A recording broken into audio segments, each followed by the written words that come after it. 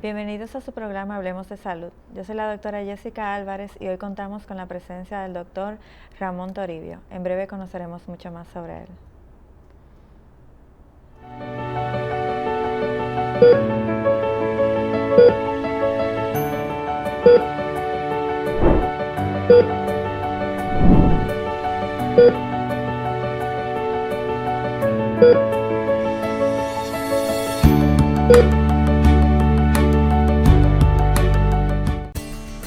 Con las aperturas de estas oficinas de SENASA en el exterior, el gobierno del presidente Abinader marca un hito histórico y en especial para ustedes los dominicanos que radican fuera. SENASA en la República Dominicana le va a tener a ustedes los mejores servicios de salud a través de su plan Larimar. Y van a estar en el calor de su familia y estamos esperándolo con los brazos abiertos. Con SENASA en el exterior, cuidas tu salud y la de los tuyos. Solicita tu plan Larimar ahora con repatriación de restos desde y hasta el país de origen. Más detalles en www.arssenasa.gov.do.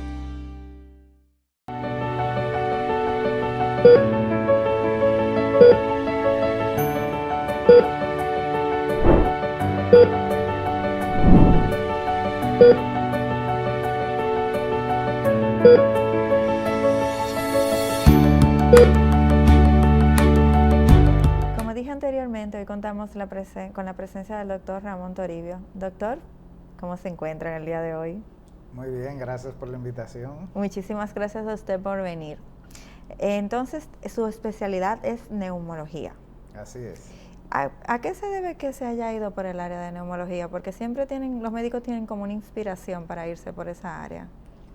Bueno, las enfermedades respiratorias son bastante frecuentes dentro de lo que es la actividad médica y realmente es una especialidad que es bastante atractiva y hay muchos pacientes y eso la hace, digamos, que muchas personas se interesen por esa área y en los últimos años pues se ha puesto, digamos, más de moda o se ha vuelto más atractiva, digamos en los últimos 2 o 3 años por el tema también de la pandemia. Yo contando con el tema que vamos a tocar hoy, el de las vacunas, que este programa debió suceder hace 2 años atrás, porque realmente con la situación del COVID ha habido como una receptividad a esa vacuna, pero estoy viendo que hay muchas enfermedades respiratorias que necesitan vacunas. ¿Cuáles son estas enfermedades?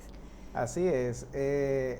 Desde hace décadas se han desarrollado vacunas para prevenir o para disminuir el impacto de ciertas enfermedades respiratorias que son bastante frecuentes en la población. Una de las más típicas es la vacuna contra la gripe o influenza y luego también tenemos vacunas contra la neumonía. Y también hay otro tipo de vacunas contra la tosferina, que si bien se ponen en la edad infantil, pues también hay que poner algunos refuerzos durante la adultez y bueno, en los últimos años se ha puesto también lo que es el tema de la vacuna contra la COVID-19. Sí. ¿Cuáles son las primeras vacunas que se ponen en la infancia de estas? Bueno, el esquema de vacunación de los infantes está bien establecido y la vacuna de la influenza y las vacunas contra la neumonía ya se ponen desde la infancia. También hay otra que se llama contra la hemófilos influenza, que también se pone dentro de las vacunas que vienen en las llamadas pentavalentes, que en una dosis contiene inmunización contra varios tipos de microorganismos. Y ya desde la infancia se empieza el esquema de vacunación. Tradicionalmente la gente tiene la impresión de que las vacunas son cosas de niños, pero no, en la adultez también hay que seguirse vacunando. Sí, yo incluso en estos días me recordaron, el niño mío tiene 13 años, que había vacunas que había que reforzarle o que había que ponerle, porque generalmente uno toca la tarjeta de vacunación en la niñez y luego como que lo olvida. Pero estas vacunas que son para adolescentes y adultos, ¿se puede llevar en el mismo récord desde la infancia o ya eso es opcional? Bueno, lo ideal sería que uno conserve su tarjeta de vacunación. Mucha gente no la conserva, pero básicamente es difícil que en nuestro medio hayan adultos que no hayan completado un esquema de vacunación debido a que aquí han habido campañas muy efectivas contra la vacunación desde la infancia. Y entiendo que por ese lado el que no tiene su tarjeta física, pues no debe preocuparse. Ya en la adultez sí uno debe tener una nueva tarjeta y hacer constar los refuerzos que se va poniendo de esas vacunas. De esas vacunas, ¿cuáles son las que se pueden reforzar en la adultez? ¿O las que se deben poner? Por ejemplo, la vacuna de la influenza hay que ponerla todos los años, porque la influenza es un virus que muta. El virus de la gripe todos los años sufre variantes que ameritan refuerzos para poder tener un sistema inmunológico capaz de combatir este virus. Luego, por ejemplo, está la vacuna contra la neumonía, que si bien hay un esquema de vacunación establecido, por ejemplo, aquí en el país, habitualmente hay disponibles 2 vacunas contra la neumonía. Hay una que es la llamada vacuna polisacárida de 23 serotipos de neumococo, que es la bacteria que produce neumonía. Esa vacuna, si dependiendo de la edad que te lo pongas y dependiendo de tus antecedentes médicos, pues simplemente puede requerirse una dosis. Ahora bien, hay algunos pacientes que tienen condiciones médicas especiales o que se la han puesto a una edad determinada, probablemente después de los 65 años requieran un refuerzo con esta vacuna. Luego hay otra vacuna contra la neumonía, que es la llamada vacuna conjugada de 13 serotipos. Esta vacuna desarrolla una memoria inmunológica que evita que la necesidad de poner refuerzos. Tiene esta ventaja, digamos. Luego también está la vacuna de la tosferina. La vacuna de la tosferina se recomienda un refuerzo cada 10 años. Porque si bien no es una condición que te pueda provocar una infección compleja, pero sí te añade complicación a otras enfermedades de base que puedas tener. Por ejemplo, si eres asmático, si tienes enfermedad pulmonar obstructiva crónica o si tienes alguna otra condición médica, padecer de esta infección, digamos, te puede descompensar las otras enfermedades de base. O sea, puede empeorar la situación. Empeorar la situación. ¿Y cuáles son estas condiciones médicas que requieren por colocarse la vacuna que habló anteriormente antes de tiempo? Sí, habitualmente, por ejemplo, pacientes con estados de inmunosupresión, pacientes con enfermedades crónicas, ya sea respiratorias, cardíacas, hepáticas, renales, a veces pacientes que tienen implantes, ya sea implantes en la cóclea, pacientes que tienen derivaciones para tratar lo que es la hidrocefalia y ese tipo de, digamos, dispositivos en su organismo, pues son pacientes que requieren ciertos refuerzos. Habitualmente por encima de los 65 años, la mayoría de las personas con enfermedades crónicas deberían tener completo su esquema de vacunación. O sea, y aquí hay poca educación en la vacunación en adultos, en verdad. Sí, siempre se hace énfasis cuando el paciente va a la consulta de neumología. Muchas personas preguntan, doctor, ¿cómo puedo mejorar mi sistema inmunológico para que no me dé gripe, para que no me dé neumonía? Entonces la respuesta siempre es eso, no es tomando, indíqueme alguna pastilla, no, lo que mejor ayuda a prevenir ese tipo de infecciones es la vacuna. Yo le iba a preguntar algo que siempre nos hace, una pregunta que nos hacemos todos, porque hemos visto con el COVID que a veces nos ponemos las vacunas y como quiera nos da la enfermedad. Con las otras vacunas, ¿nos evita los síntomas o que sean fuertes o evita que nos den las enfermedades? Sí, esa pregunta es muy buena porque pasa con la influenza o la gripe. Mucha gente te dice, uno le dice, bueno, tiene que vacunarse contra la gripe, la influenza todos los años. Entonces te dice, bueno, doctor, pero yo me vacuno y me da la gripe, entonces esa vacuna no funcionó. No funciona. Entonces ahí uno le explica que si bien la digamos, la capacidad de inmunizarte, la efectividad de la vacuna de la influenza se ha cifrado en un 40%. Lo importante de esto es que si tú estás vacunado contra la gripe o contra la influenza y te da gripe, eso va a evitar que tú desarrolles una enfermedad grave que te lleve a una unidad de cuidado intensivo o que te lleve, digamos, hasta morir. Porque anualmente muchas personas mueren por causa de la gripe o de influenza. Pueden hacer una neumonía viral, que son en un enfermo crónico, puede ser de compromiso vital. Entiendo. Si bien no te funciona, puede ser que te dé, pero te da más leve o no te mata. Exacto. Y en la medida que te vas vacunando cada año, tu sistema inmunológico va desarrollando mejor memoria, mejores defensas, y como que se va potenciando tu defensa contra el virus. Eso sí funciona. Sí. ¿Y qué tipo de vacunas son estas? Porque como tenemos una nueva tecnología, me imagino que mucha gente se preguntará, pero ¿es de la vacuna nueva que me pondrán o de la vieja? No, la vacuna contra la influenza es la vacuna. Esa vacuna se va actualizando cada año, pero es una vacuna tradicional que viene usándose desde los años 60 y se ha ido perfeccionando a través de los años. Y eso es, digamos, bastante seguro y es una vacuna que salva millones de vidas cada año. ¿Y cuáles serían efectos secundarios que uno puede tener post vacuna? Porque, por ejemplo, a mí tuve una situación con la de la fiebre amarilla. Tuve reacción adversa, pero eso puede suceder. ¿Cuáles podrían ser con estas vacunas? Mucha gente dice, no me pongo la vacuna de la gripe porque me va a dar gripe. Eso siempre pasa. Y realmente no es que te da gripe. Los síntomas que puede tener una gripe inicialmente son muy inespecíficos. Te puede doler el cuerpo, te puede subir la temperatura. Entonces, ¿qué pasa? Que cuando tú vacunas, tú estás estimulando el sistema inmunológico y ocurre una reacción, es decir, tu sistema inmunológico se activa porque has recibido la inoculación de esa vacuna. Entonces, te puede subir la temperatura, te puede dar dolor de cuerpo, te puede doler el área donde te inyectaron, y eso puede asemejar los síntomas de la gripe, pero no es que te dio gripe. Por ese lado la persona puede estar tranquila.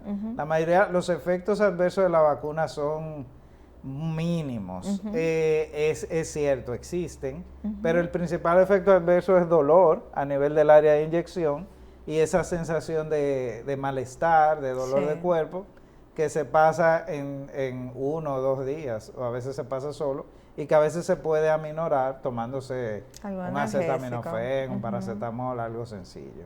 Pero realmente no es algo para temerle, porque los beneficios superan el riesgo de que te dé un efecto. Eso es casi como sacarse la loto.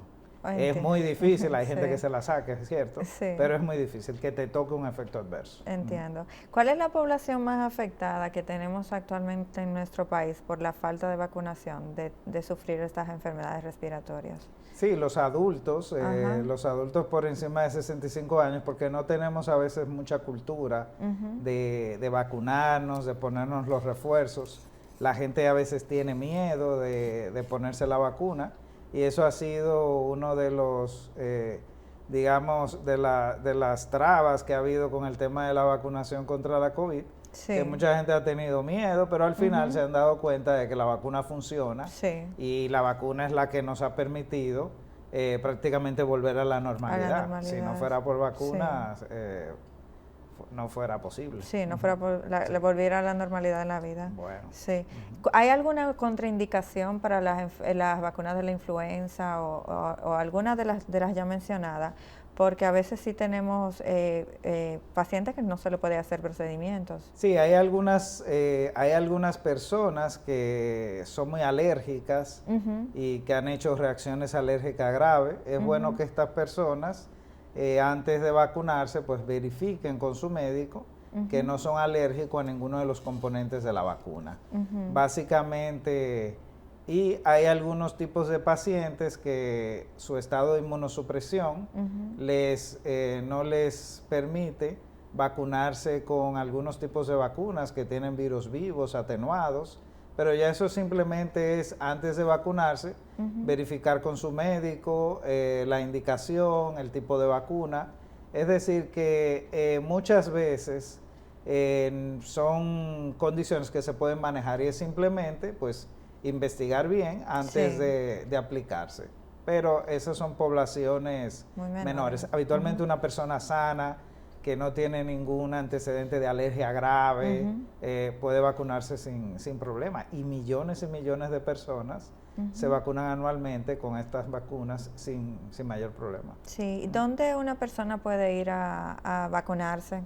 ¿Se maneja a nivel privado o a nivel público? ¿Cómo sería? Sí, hay centros de vacunación públicas y también hay centros de vacunación privados. Sí.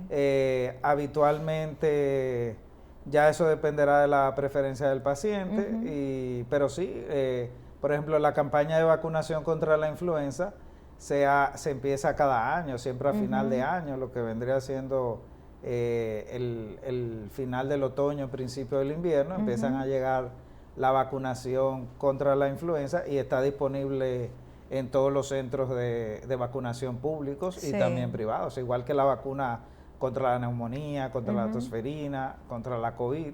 Sí. Es decir, yo entiendo que por vacunas no hay problemas. Evidentemente, no hay vacunas para vacunar a toda la población mundial. Siempre se da preferencia a los grupos de riesgo, mayores de 65 años, personas con enfermedades crónicas. Es decir, si usted es sano y es joven, probablemente usted no entra dentro del grupo de riesgo para vacunarse. Hay que darle la preferencia a la población que está en mayor riesgo. Eso sí es así. Sí. ¿Y esas campañas de vacunación siempre comienzan a principio de año o tienen un ciclo que lleva la etapa de primavera, que tenemos polen, tenemos el polvo del Sahara? ¿Cuándo inician generalmente? Sí, habitualmente, porque oye lo que sucede con la vacuna de la gripe, se suele poner, por ejemplo, la vacuna contra la gripe de la temporada del 2023 se empieza a vacunar a final de 2022. Y así se hace cada año, a final del año previo. Y esta campaña se empieza de hecho yo he visto publicidad en la televisión y también en los centros de salud. Se empieza a hacer énfasis de que los pacientes de riesgo, pacientes mayores de 65 años, pues empiecen a vacunarse. Y ya el que se vacuna, muchos de los pacientes respiratorios que uno maneja ya ven que la vacuna le da resultado y van cada año y se vacunan contra la influenza, que es la que siempre hay que estar ahí poniéndose cada año. Desde su experiencia, ¿cuáles serían las vacunas básicas que debería tener un adulto con problemas respiratorios? Sí, su influenza anual, su esquema de vacunación contra la neumonía y lo que es la vacuna contra la tosferina cada 10 años y ahora mantener el esquema contra la COVID y en función de que vayan saliendo nuevas recomendaciones de más refuerzos, pues mantenerlo ahí actualizado. Todavía no sabemos cuántos refuerzos harán falta, pero lo de los refuerzos no es un problema. Los refuerzos es algo de toda la vida en el tema de las vacunas. Es decir, eso no es mayor problema. Con el asunto que ha habido ahora, pues siempre tenemos que caer en el tema COVID, con el asunto que ha habido con esta nueva incremento de los casos de COVID, ¿qué ha pasado con esta parte de la vacuna? ¿Es una responsabilidad de nosotros como ciudadanos? ¿O sí ha habido una apatía de parte del sector salud con seguir reforzando el COVID? Bueno, yo entiendo que la población se ha dado cuenta de que la vacuna ha funcionado y la gente, sí, hay un grupo que se queda medio rezagado, pero ha ido poco a poco aplicándose sus vacunas y sus refuerzos sin mayor temor. Y la campaña de vacunación contra la COVID yo entiendo que ha sido un éxito.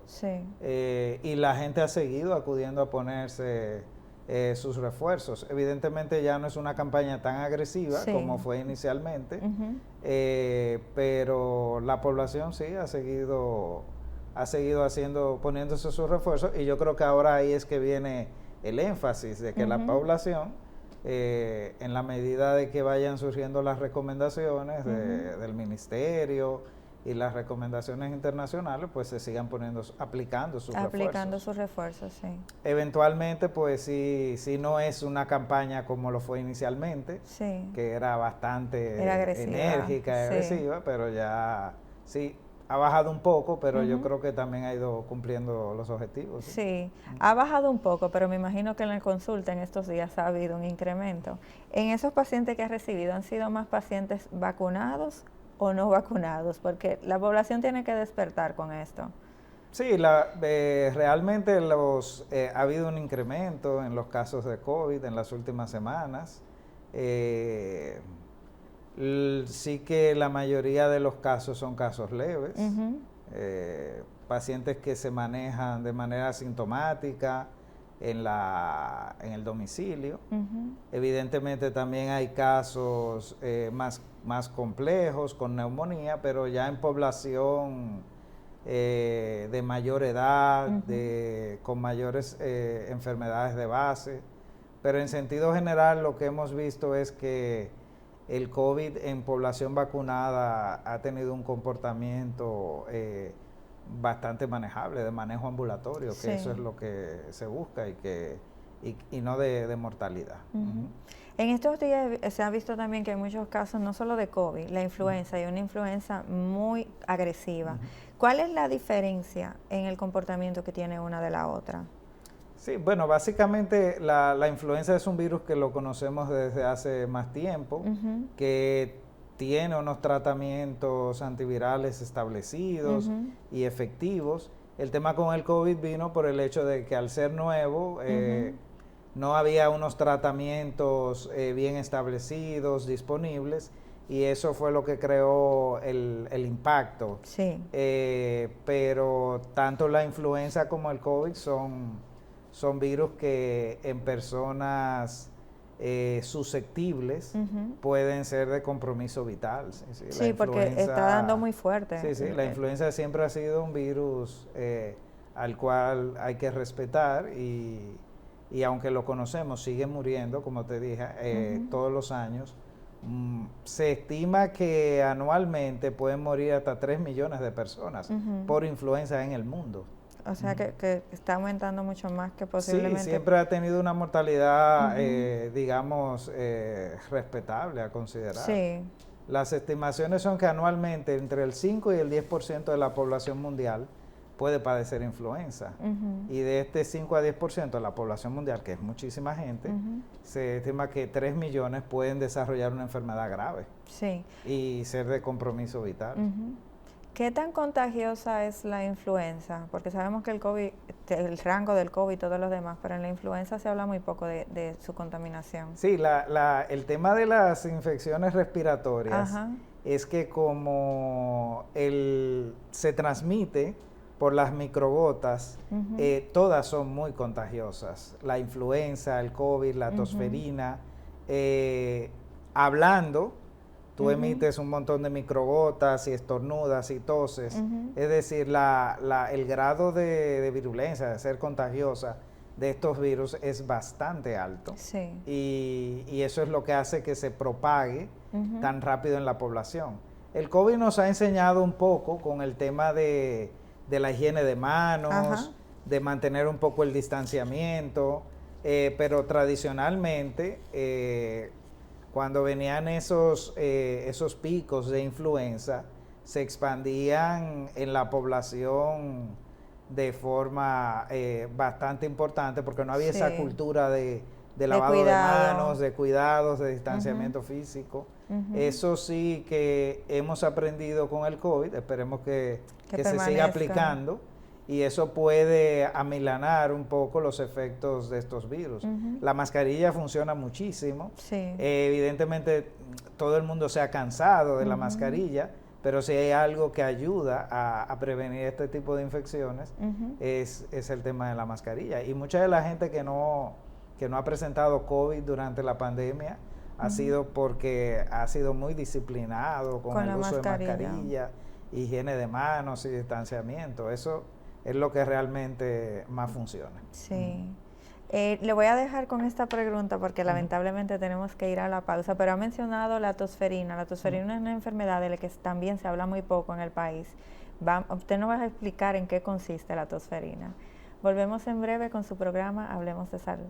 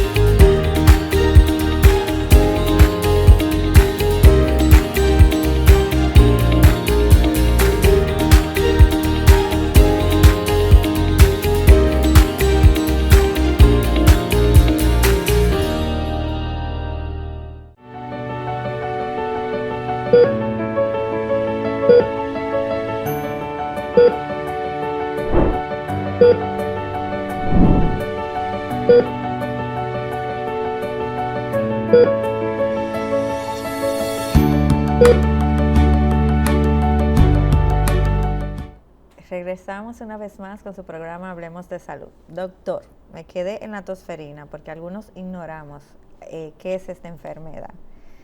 Sí, tradicionalmente cuando hablamos de tosferina pensamos en una infección de niños.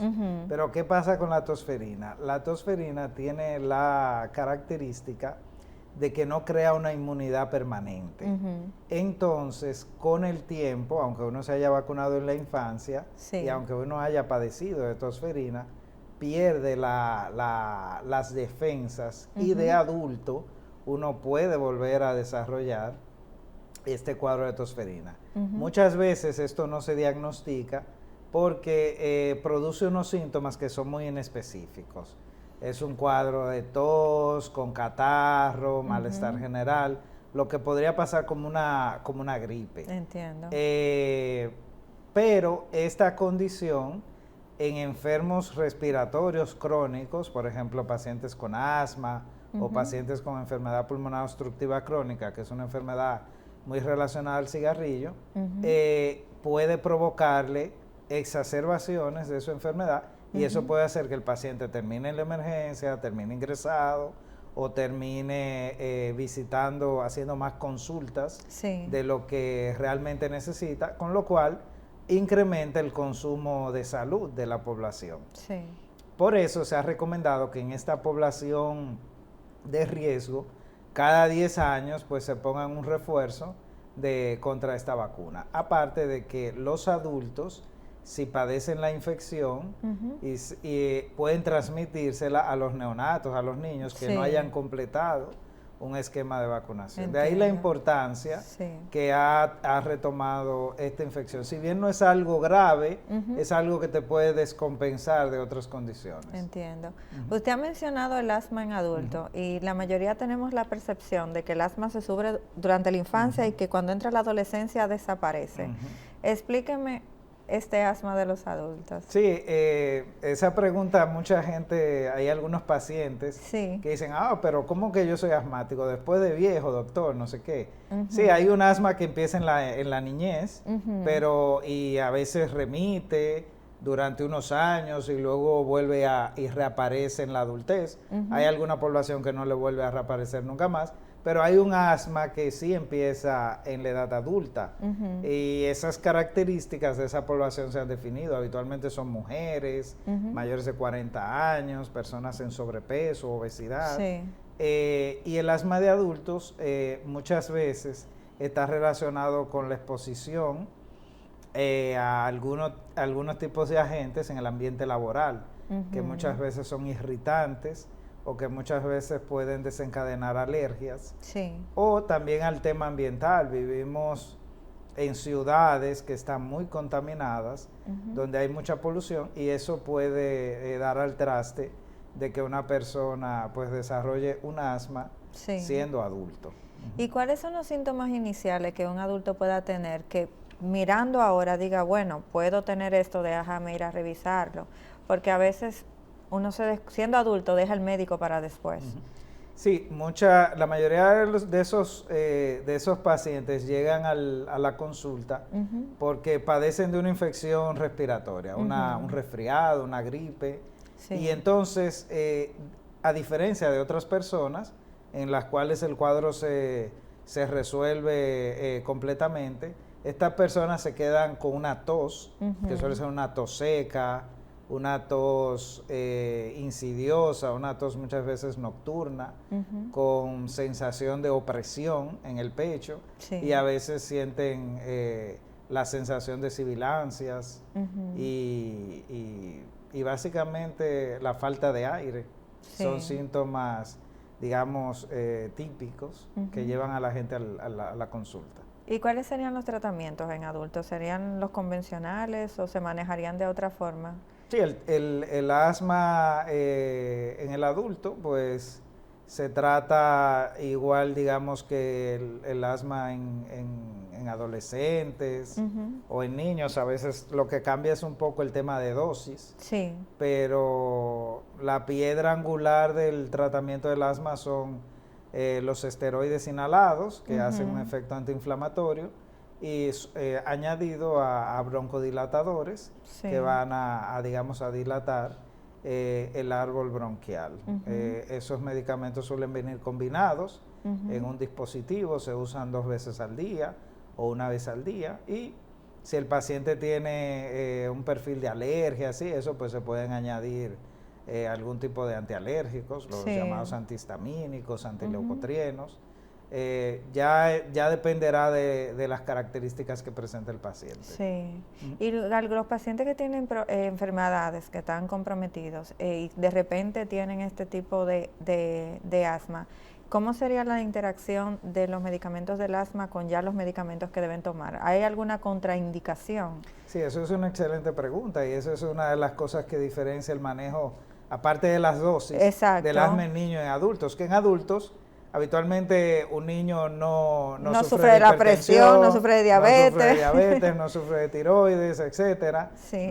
Aunque hay mucha obesidad infantil, hay más obesidad muchas veces ya en la edad adulta. Sí. Básicamente, según la comorbilidad del paciente, las otras enfermedades que tenga el paciente, pues hay que hacer algunos ajustes. La ventaja que tiene el tratamiento inhalado es que hace un efecto prácticamente local sobre la vía respiratoria. A diferencia de cuando tomas una tableta o un comprimido, el medicamento inhalado, que es la piedra angular del tratamiento del asma, tiene esa ventaja de que el efecto sistémico en el resto del organismo es mínimo, prácticamente despreciable. Mucha gente se niega a utilizar lo que llaman las bombitas, que son los inhaladores, porque creen que van a crear una cierta dependencia o adicción. Entiendo. Y esto siempre se le explica que estos medicamentos, si lo usan de forma correcta y por el tiempo necesario, pues es la única forma de que podamos reducirlo y en algunas situaciones hasta poder retirarlo y el paciente usarlo solo si lo requiere. Sí, estos pacientes que se rehúsan a utilizarlo, ¿qué pudiera pasarle en el peor de los casos por el descuido de no utilizar el medicamento? Es peligroso porque entonces eso hace que el proceso inflamatorio continúe en el pulmón y la enfermedad siga progresando y cronificándose y puede llegar a producir una pérdida de la capacidad respiratoria del paciente, que sea, digamos, permanente. Sí. ¿Y esto en qué se refleja? O sea, en su calidad de vida, en todo, porque me imagino que le afecta en todo. Sí, porque cuando tienes pérdida de tu capacidad respiratoria, estás limitado no puedes hacer tus actividades diarias, no puedes hacer ejercicio, y son condiciones que la puede hacer un asmático en tratamiento perfectamente, como una persona que no padezca de esta enfermedad. Sí, eso le iba a preguntar también, porque sí he visto que muchos pacientes cuando son asmáticos le limitan a hacer cosas. Me imagino que en adultos debe ser más delicado, más si está comprometido sistémicamente. Bueno, ¿cuáles serían esas limitaciones que pudiera tener? Realmente, mira, si un paciente asmático hace su tratamiento y está controlado, las únicas limitaciones que puede llegar a tener es de evitar la exposición a agentes que le puedan desencadenar crisis, agentes irritantes, humo, pintura, detergentes, polvo, someterse a cambios bruscos de temperatura. Es decir, que más que limitaciones es tener cuidado. Entiendo. Es decir, es una persona que tiene que estar alerta a no exponerse a ese tipo de situaciones que le pueden desencadenar crisis. Pero tomando en cuenta esos cuidados, es una persona que puede hacer una vida normal. Ahora bien, si el asma no está controlado, ya eso es otro tema, porque si bien tiene que hasta alcanzar el control, pues tener más cuidados, pero una vez que está en control de la enfermedad, bajo tratamiento, vida normal. Otra pregunta que siempre he tenido, ¿una persona asmática, un adulto asmático, siempre será asmático? Bueno, el tema de la cura del asma, exacto. De momento el asma se considera una enfermedad crónica, que como la hipertensión, como la diabetes, en términos generales, es una condición que no tiene una cura, sino que tiene un manejo, un control. De hecho, hay pacientes que se habla de que alcanzan un control tan óptimo que puede llegar a considerarse un estado de remisión. Lo que pasa que el tema del asma es que tú estás expuesto a tener recaídas de la enfermedad. Y por eso el paciente que es asmático, que ha tenido antecedentes de asma, incluso en la niñez, es una persona que debe tener siempre ciertos cuidados porque puede tener recaídas. Es una enfermedad que en cualquier momento, ya sea de adulto, de anciano, aunque hayas tenido crisis en la infancia, puedas tener recaída. Aunque ya hoy en día se habla también de que probablemente en el futuro se pueda hablar de estado de remisión, pero siempre con los cuidados por la posibilidad de tener recaídas. Pero en principio cura no existe, no tenemos. ¿Y cuáles son las pruebas que se realizan para diferenciar las enfermedades respiratorias que puede tener un adulto? Sí, habitualmente cuando un paciente se evalúa, aparte de lo que es la evaluación de la historia clínica, del examen físico, pues los pacientes se le pueden hacer exploraciones complementarias con radiografía de tórax, con tomografías para evaluar si hay alteraciones a nivel de lo que se conoce como la estructura del pulmón, y también se pueden hacer pruebas de laboratorios para ver si el paciente tiene un perfil alérgico o no. Y también se hace lo que es una evaluación funcional con una prueba básica que se llama espirometría, que te permite medir los volúmenes de aire que el paciente puede movilizar. Y ya hay otros estudios más complejos, que son la prueba de difusión, que te permite medir la capacidad de captar oxígeno que tiene el pulmón, entre otras. Hay pruebas de la marcha, que te permiten ver la capacidad de ejercicio que el paciente tenga, etcétera. Desde ahí hay una serie de pruebas que te permiten evaluar funcionalmente el paciente. Usted ha mencionado alergias. Y hay personas también que durante toda su niñez no tuvieron ningún tipo de alergia, y sin embargo cuando llegan a la adultez de repente tienen una alergia a algo. ¿A qué se debe esto? Sí, el sistema inmunológico va reaccionando a veces uno necesita un tiempo de exposición para poder empezar a desarrollar, digamos, el proceso alérgico. Hay personas que te dicen, bueno, pero yo tengo un perrito y ese perrito lo tengo desde hace 5 años. Bueno, a lo mejor ese fue el tiempo de exposición que le tomó a tu organismo empezar a desarrollar una reacción contra esos antígenos que le está digamos, proporcionando, por decir, un perro, pero también puede decir que tú trabajes en una fábrica o en una industria y tenga varios años, y años después es que empieces a desarrollar los síntomas, porque ese fue el tiempo que te tomó. Es, como, a veces, es como una saturación de algo, tener mucho algo. La mucha exposición y constante es la que te lleva a que tu sistema inmunológico, digamos, reaccione. Y hoy en día, evidentemente, pues consumimos muchos productos alimenticios que contienen sustancias químicas para hacerlo más duraderos, los llamados conservantes, o para darle un sabor o un olor más atractivo, y no dejan de ser sustancias químicas a las cuales uno puede reaccionar, pero a veces se necesita un tiempo de exposición. El adulto está más expuesto a agentes químicos irritantes que un niño, por ejemplo, y el tema de la contaminación ambiental, la polución, eso evidentemente tiene un efecto. ¿Y cómo se tratan estas alergias en adultos? Bueno, lo principal en la alergia es intentar identificar cuál es el alergeno. A veces no es tan fácil, pero si se logra identificar, pues uno de los principales tratamientos es evitar la exposición. O sea, vender perrito. Por ejemplo, a veces es muy típico la alergia al ácaro del polvo, pero eso es muy difícil porque ácaro del polvo, el polvo hay en todos lados. Exacto. Pero hay medidas que se pueden tomar en la habitación, de cubrecama, cubre almohadas, etcétera.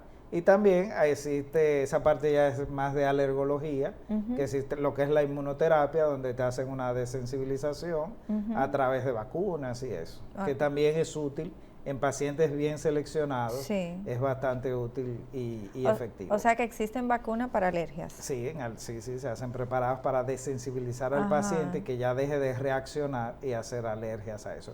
Ya lo otro, pues, es un tratamiento sintomático con medicamentos antihistamínicos, antileucotrienos, corticoides que te permiten, digamos, controlar la reacción inflamatoria que genera la alergia, que es la que produce el síntoma que incomoda al paciente. También hay otros tratamientos que son los llamados biológicos, que actúan sobre, digamos, objetivos específicos que se alteran en el organismo, que también están disponibles para pacientes ya con procesos más graves. ¿Cuál sería la edad promedio en un adulto para comenzar a vacunarse de todas estas enfermedades respiratorias? ¿Y cuál sería el tope de vacunación de edad? Bueno, realmente la población se habla siempre de mayores de 65 años. Si eres menor de 65 años, tendrías que tener enfermedades crónicas, como las que te he mencionado, respiratorias crónicas, diabetes, porque, por ejemplo, puedes tener 40 años y ser hipertenso, diabético, tener problemas renales o hepáticos, ya eso te hace candidato, aunque no hayas alcanzado la edad. Como puedes encontrar personas con 65 años o más que no padezcan de ninguna enfermedad crónica, pero ya por el hecho de la edad se les recomienda. Entiendo. Ahorita mencionó el cigarrillo y enfermedades respiratorias crónicas. ¿Cuáles son esas enfermedades respiratorias crónicas? Porque a veces vemos pacientes que fuman la vida entera y dicen, yo no sufro de nada, pero posiblemente tenga eso cocinándose dentro de su cuerpo. Sí, el cigarrillo es un factor de riesgo para desarrollar enfermedades respiratorias crónicas, principalmente lo que es la enfermedad pulmonar obstructiva crónica, donde el paciente tiene una pérdida de su capacidad respiratoria, es decir, pierde lo que es la capacidad de movilizar el aire a través de sus pulmones. También el cigarrillo se asocia a lo que es el enfisema pulmonar, que es una destrucción del tejido del pulmón, que le va a provocar una pérdida de la capacidad de captar oxígeno. Evidentemente es un factor de riesgo para desarrollar cáncer, no solamente de pulmón, sino de otros órganos. Y aparte de eso, el cigarrillo te puede causar enfermedades como fibrosis pulmonar, que son cicatrices que se van formando en el pulmón, que hacen que el órgano se ponga rígido y que pierda la capacidad de captar oxígeno. y va a provocar también problemas de exacerbación del asma, de no control de asma, y básicamente, en términos generales, aparte de ser un factor de riesgo de enfermedad cardiovascular, las condiciones cardíacas y pulmonares a veces presentan síntomas inicialmente similares y van de la mano muchas veces el desarrollo de una y otra enfermedad. ¿Y cómo se tratan estas enfermedades, las que mencioné? Bueno, el principal tratamiento es dejar de fumar. Bueno. De ese es el punto de partida. A partir de ahí, entonces, según la evaluación funcional y de daño que tenga el paciente, pues uno lo que va a intentar es revertir el proceso inflamatorio que ha provocado el cigarrillo. Habitualmente, si ya tienes enfisema, si ya tienes fibrosis, eso no se va a revertir, ya la cicatriz que está formada se queda ahí, pero si dejas de fumar y tratas ese proceso, lo que evitas es que eso siga progresando. Pero la piedra angular de ese manejo es suspender el cigarrillo, porque puedes medicar al paciente, pero si el paciente sigue fumando, no estás haciendo nada. ¿Y cómo empeora el cigarrillo a un adulto asmático? Bueno, a un adulto asmático el cigarrillo le puede empeorar no controlando el asma, que el paciente tenga constantemente síntomas de asma, y aparte de esto, que el paciente, aparte del asma, desarrolle otra enfermedad respiratoria crónica, como es la EPOC. El paciente puede tener las dos, asma y enfermedad pulmonar obstructiva crónica, asma y enfisema, asma y fibrosis. O sea que es un cuadro complicado. Puedes tener dos cosas. Y eso evidentemente va a empeorar tu pronóstico. O sea que como quiera es un cuadro complicado siempre que haya descuido. Va a empeorar, sí. De hecho, una de las recomendaciones es que el paciente asmático nunca fume ni nunca debe de fumar. Hoy en día hablamos del cigarrillo tradicional, pero hoy en día tenemos la juca, lo que es juca, lo que es vape, y una serie de dispositivos con los que la gente fuma que también causan enfermedades respiratorias y que son igual de dañinos que el cigarrillo convencional. Yo quisiera, doctor, que usted me haga un hincapié y me explique un poquito eso, porque generalmente el que fuma vape dice, estoy dejando el cigarrillo, esto no me hace nada. Explique qué hace el vape ese. No, eso es una falsa creencia. Los tratamientos para dejar de fumar están bien establecidos por guías de práctica clínica. En ninguna de esas guías aparece como opción utilizar vape, utilizar juca, utilizar cualquier otro dispositivo. Es una forma diferente de fumar. A estos dispositivos le introducen nicotina, que es el componente que da adicción en el cigarrillo. Y aparte de esto, estos líquidos que le ponen contienen una serie de aceites que se han visto relacionados con de hecho hubo una descripción de una condición asociada al uso de vape a nivel pulmonar, que le llaman como EVALI, que es un síndrome donde el paciente presenta como una quemadura de lo que es la vía respiratoria debido a estos aceites. Aparte de que estos dispositivos pueden explotar y provocarte quemaduras en la cara y en la cavidad oral, básicamente no es un sustituto, es una forma diferente de fumar, y a veces resulta que como estos dispositivos vienen con un olor agradable, hace que la persona fume más, porque el cigarrillo tradicional tiene mal olor. Y a veces las personas dicen, bueno, estoy en el trabajo, o voy a una reunión, o voy a algo, no puedo ir con este mal olor a cigarrillo. Pero esos dispositivos nuevos huelen bien, con lo cual hace que la gente siga y lo use en la cama, lo use en todos lados, porque le da esa falsa sensación de que están haciendo algo como que es menos dañino, y es totalmente falso. Igual que el cigarrillo, con esto pasa igual que lo que estamos alrededor cuando están fumando, que nos puede afectar. ¿Sucede lo mismo con el vape? Claro que sí, lo que se llama el fumador de segunda mano, que a veces está en mayor riesgo de tener los efectos, es muy común que pacientes vengan a la consulta porque estuvieron en una actividad, ya sea un cumpleaños, una cosa, y te dicen, bueno, estuve en una actividad y ahí estaban fumando juca, y era una sala cerrada, y digo, bueno, tú estabas fumando juca también, aunque no tuvieras el pitillo en la boca, porque ese humo está en todo el ambiente, y eso le pasa a muchos asmáticos que llegan a la consulta luego de una actividad social donde se estaba fumando vape, o se estaba fumando juca, o se estaba fumando cigarrillo, y es el hecho de ellos estar en ese ambiente, inhalando ese humo, los hace fumadores de segunda mano y le hace que su asma se exacerbe. Sí, y los casos que han habido de muerte por la juca, que han sido como paros respiratorios, ¿cuál es el proceso y a qué se debe esto?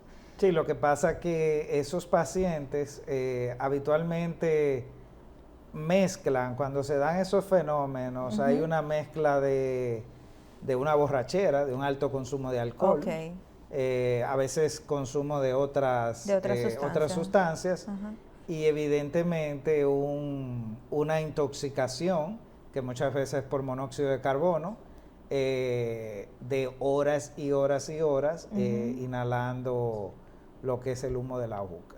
Y sí, es cierto, se han reportado varias muertes en centros en varias nocturnos. ocasiones, Sí, son situaciones donde se conjugan una serie de factores al mismo tiempo que dan con la muerte de algunas personas. Doctor, lamentablemente se nos acabó el tiempo, así que yo necesito que usted dé sus contactos para que quien quiera ir a su consulta, ¿dónde puede conseguirlo? ¿Teléfonos? Bueno, sí, el contacto sería el 829-591-8180. Ahí me pueden contactar y nada, estamos a la orden. ¿Y algún consejo que quiera dejarle a la población antes de irse con respecto a la vacunación? Bueno, sobre la vacunación, que las vacunas salvan vidas, lo han demostrado a través de la historia y lo están demostrando ahora en este momento, digamos, histórico, que nos ha tocado vivir. Que se vacunen, que es la única forma de, digamos, prevenir enfermedades, y la medicina que es útil es la medicina preventiva. Lo que queremos es prevenir, no curar. Exactamente. Bien. Bueno, esto ha sido todo por hoy en su programa Hablemos de Salud. Doctor, muchísimas gracias por su presencia. Adultos, vamos a hacernos cargo de nosotros y vamos a ir a vacunarnos. Hasta la próxima semana. Se despide la doctora Jessica Álvarez.